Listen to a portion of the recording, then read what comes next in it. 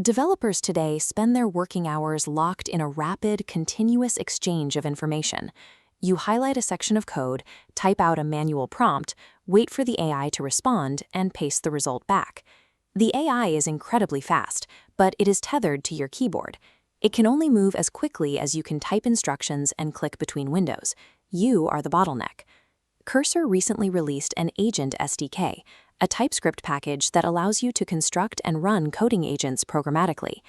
To understand why this matters, you have to stop thinking of AI as a text editor. As long as an agent requires a manual interface to function, it remains a reactive tool. Extracting it from that interface allows it to become a core component of your actual system architecture.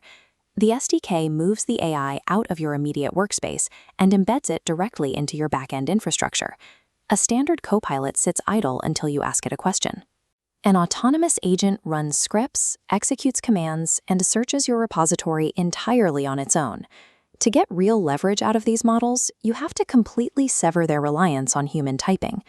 The Cursor SDK is a programmatic TypeScript toolkit designed to execute logic independently of any visual editor. This is a different approach than products like Google Jules. Jules operates as a fully packaged assistant that clones your repository into a secure Google Cloud virtual machine and handles tasks asynchronously. It is highly optimized, but strictly tied to its specific cloud ecosystem. The SDK gives you the choice of where your agents live. You can run them locally on your own machine, deploy them to Cursor's cloud servers, or keep them completely private on self-hosted workers. Pre-packaged solutions offer immediate productivity for standard coding tasks. A raw toolkit gives you the precise control needed to build custom autonomous systems that fit exactly into your specific security and workflow requirements. The harness combines instructions, tools, and a frontier model. It builds working memory by scanning your codebase, using grep for exact string matches. It uses semantic vector search to locate related files based on meaning, like finding middleware for authentication. With the context gathered, the agent enters an execution loop. Before it modifies a single file, it generates a step-by-step plan to map out exactly what needs to change. If the repository is large or unfamiliar, the main agent will spawn specialized sub-agents.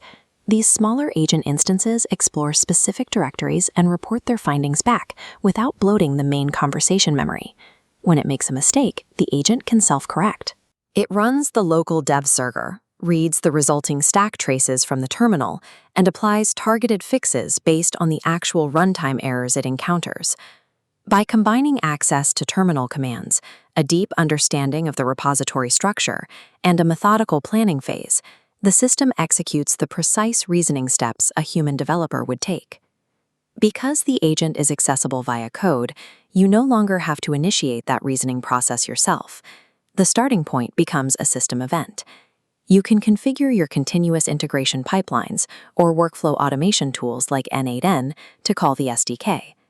When a specific condition is met, the agent is deployed automatically. This lets you wire the AI into complex processes.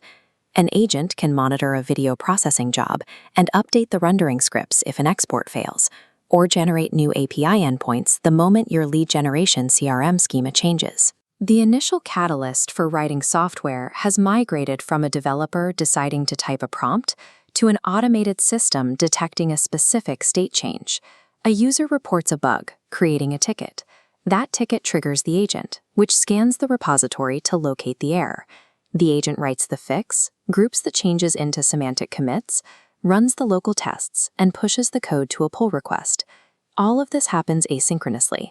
The entire troubleshooting and repair process runs in the background while you are away from your computer.